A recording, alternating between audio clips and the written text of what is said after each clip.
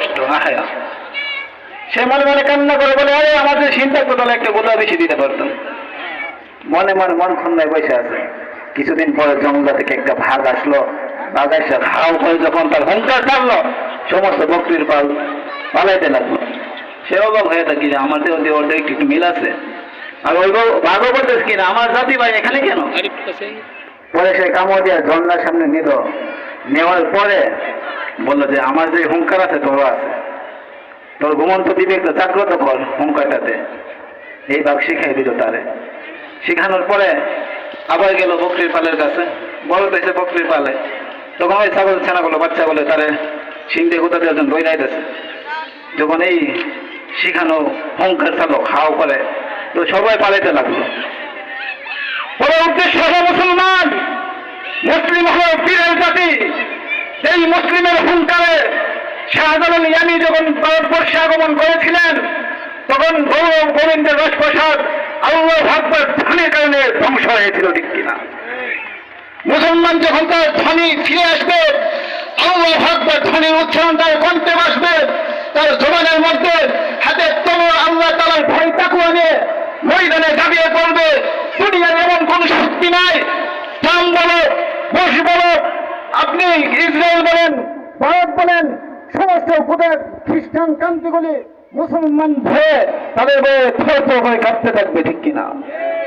কিন্তু আমরা সেই শক্তি হারিয়ে ফেলছি। আরে মুসলমানের এত অস্ত্রের প্রয়োজন হয় না। মুসলমান অস্ত্রের মাধ্যমে বিজয় লাভ করে না, মুসলমান বিজয় লাভ করে তার ইমানি শক্তি দিয়ে, ঠিক কিনা বলেন? এই জন্য ইমানি শক্তি বলেন হতে হবে আমাদেরকে। কারণ আমরা মালিককে ভুলে যাওয়ার জন্য আজকে আমাদের অতপতন। সিন্নায় কারাগার থেকে মুক্তি করলো 11,000 নারী। আরে যেই নারীদেরকে প্রতিনিয়ত দর্শন করা হইতো, নাউজুবিল্লাহ। আমার মা বোনদের এই জন্য তারা হেসরা করত। ইসলামের আদর্শ তো এমন ছিল, যখন সাফানা আদি ইবনে হাতেম তার বোন, তার বাবার নাম ছিল হাতেম, শত্রু, মুসলমানের শত্রুপক্ষ ছিল, কারাগারে বন্দী হয়েছে। আল্লাহ রাসূল কারাগারে যখন যাইতেছে বলেন, ইয়া রাসূলুল্লাহ, ইয়া হাবিবাল্লাহ, আমি তো এমন হাতেম তাইর কন্যা, আমার ভাই আদি ইবনে হাতেম, আমাকে ছেড়ে দেন বাড়িতে যাওয়ার জন্য।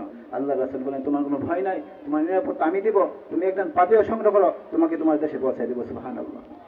কোনো দর্শন করে না, করছে? মুসলমানের চরিত্র এমন ছিল। যখন পাঠিয়ে দিল, তখন মেয়ে অনেক খুশি হইল, মুসলমানের প্রশংসা বর্ণনা করলো। কিন্তু অপরদিকে আমাদের বোন আফিয়া সিদ্দিকা কোরআনের হাফেজ ছিল, ইঞ্জিনিয়ার ছিল, 18টা ডিগ্রি তার মধ্যে ছিল। যখন তাকে 2003 থেকে 8 সালে আমেরিকা নিয়ে গেল, শত হাজার বার আমার বোনকে দর্শন করছে, নাউজুবিল্লাহ। উলঙ্গ করে কোরআন শরীফের পাতা ছিঁড়ে তার উপরে বলে, তুমি উলঙ্গ হয়ে কোরআনের মধ্যে দিয়ে যাও। বলে, আমি যাব না। ভয় পাও না? না, আমি আল্লাহকে ভয় করি। সেই বলতেছে, তুমি কিসের আছে এত বেঁচে আছো?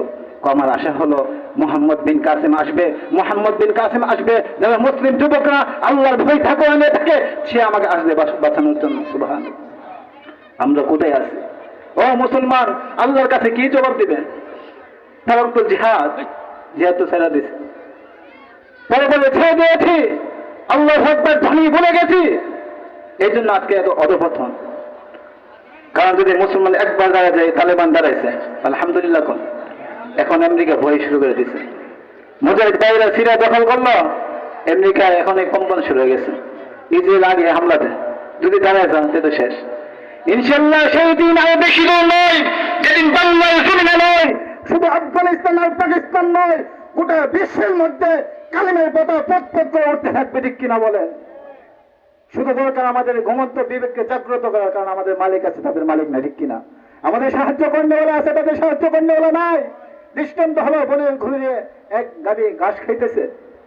খাওয়ার পরে কিছুক্ষণ পরে সে ঘাস খাওয়ার পরে বাঘটাকে তাড়া করছে। দৌড়ে এসে সেই বাঘে শুকনো একটি পুকুর, যেখানে কাদা, লাফ দিয়ে পড়ছে। বাঘও তার পিছনে লাফ দিল। দেওয়ার পরে বাঘ তাকে বলতেছে, আরে গাভী, আর জায়গা পাইলি না, এমন পুকুরে পড়ছ যে আমি মরুম, তুই মরবে। গাভী হেসে বলতেছে, আরে বাঘ, তুই মরবে, আমি মরুম না। কেন? আমার তো মালিক আছে, তোর তো মালিক নেই। সুবহানাল্লাহ। আমার মালিক কিছুক্ষণ পরে আমাকে খোঁজার জন্য আসবে, আর এসে যখন তোকে দেখবে, আগে তোকে মারবে, পরে আমাকে উদ্ধার করবে। সুবহানাল্লাহ। তখন কিছুক্ষণ পরে মালিক আসলো। আসার পরে দেখে বাঘটার কি অবস্থা, ভাগ ভাগ করে চিৎকার শুরু করলো, সবাই দৌড়ে এসে লাঠি